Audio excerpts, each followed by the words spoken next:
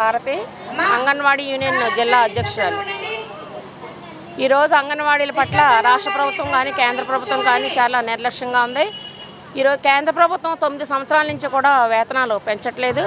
మరి అంగన్వాడీల సమస్యల మీద గత 23వ సంవత్సరంలో 42 రోజులు సమ్మె ప్రారంభించాం.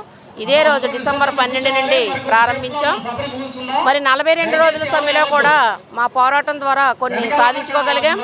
ఆ జీవోలను కూడా అమలు చేయాలని చెప్పేసి మేము ప్రభుత్వాన్ని అడుగుతున్నాం. పని భారం బాగా పెరిగింది. సెంట్రల్ విషయంలో కూడా అధికంగా మేము ఖర్చు పెట్టే పరిస్థితి వస్తుంది. వేతనాలు చూస్తే చాలా తక్కువ.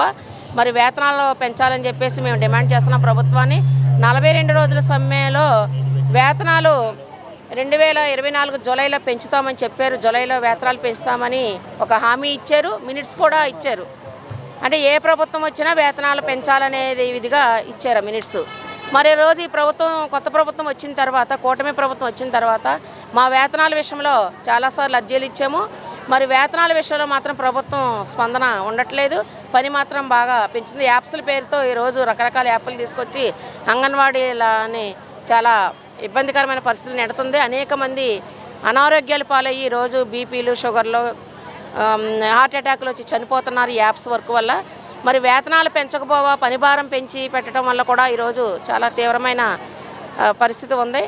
మరి సంక్షేమ పథకాలు కూడా ఈరోజు అంగన్వాడీలకు అమలు చేయట్లేదు. మేము ప్రభుత్వ ఉద్యోగులం అని చెప్పి ప్రభుత్వం చెప్తుంది. మాకు ఇచ్చే వేతనం 11,500. మరి ప్రభుత్వ ఉద్యోగులకు ఇచ్చే ఫెసిలిటీస్ అన్నీ కూడా మాకు కల్పిస్తే మేము సంక్షేమ పథకాలు అడగం. మరి ఈరోజు మాకు తక్కువ వేతనం ఇచ్చే సంక్షేమ పథకాలు లేకుండా మా పిల్లలకు కానీ, ఇంట్లో ఉన్న వ్యక్తులకు కానీ, లేదు ఈరోజు రేషన్ కార్డు కూడా లేని పరిస్థితి ఉంది ఈరోజు. మరి అంగన్వాడీ సెంటర్లను కూడా బలోపేతం చేయాలని చెప్పేసి మేము ప్రభుత్వాన్ని అడుగుతున్నాం. ఈరోజు కాన్వెంట్లకు విపరీతమైన పర్మిషన్లు ఇచ్చి అంగన్వాడీలో పిల్లల సంఖ్య తగ్గిపోతుంది. 5 సంవత్సరాలలోపు పిల్లలందరినీ కూడా అంగన్వాడీ కేంద్రాలు ఉండేలాగా కూడా నిర్దిష్టమైన చర్యలు తీసుకోవాలని మేము ప్రభుత్వాన్ని కోరుతున్నాము. గ్రాడ్యుటీ చట్టం అమలు చేయాలి. ఇచ్చిన జీవోని కూడా మార్పులు చేయాలని చెప్పేసి మేము కోరుతున్నాం. దీనిలో భాగంగానే మా డిమాండ్స్ అన్నింటిని పరిష్కరించాలని ఈరోజు రాష్ట్ర వ్యాప్తంగా అన్ని కలెక్టరేట్ల దగ్గర ధర్నా చేస్తున్నాం. ఈ మా సమస్యలు పరిష్కరించకపోతే భవిష్యత్తులో ఆందోళనకి దిగుతామని చెప్పేసి మేము ప్రభుత్వానికి తెలియజేస్తున్నాం. అంగన్వాడీల సమస్యలు పరిష్కరించాలని కోరుతూ ఈరోజు రాష్ట్ర వ్యాప్తంగా పెద్ద ఎత్తున అన్ని జిల్లాల్లో ఆందోళన చేస్తూ ఉన్నారు. ఈరోజు ఏలూరులో కూడా భారీ ప్రదర్శన చేసి కలెక్టరేట్ వద్ద ధర్నా నిర్వహిస్తూ ఉన్నారు. చంద్రబాబు నాయుడు గారు ఎన్నికల ముందు 42 రోజుల సమ్మె సందర్భంగా అనేక వాగ్దానాలు చేశాడు. మరి మీరు అధికారంలోకి వచ్చి 18 నెలలు అవుతా ఉంది. ఈరోజు అంగన్వాడీల సమస్యలు ఎందుకు పరిష్కారం చేయట్లేదని చెప్పి మేము సిఐటి తరఫున ప్రశ్నిస్తూ ఉన్నాం. ₹1 కూడా ఇప్పుడు దాకా అంగన్వాడీకి చంద్రబాబు నాయుడు గారు జీతం పెంచలా. ఈరోజు ధరలు ఎట్లా ఉన్నాయి?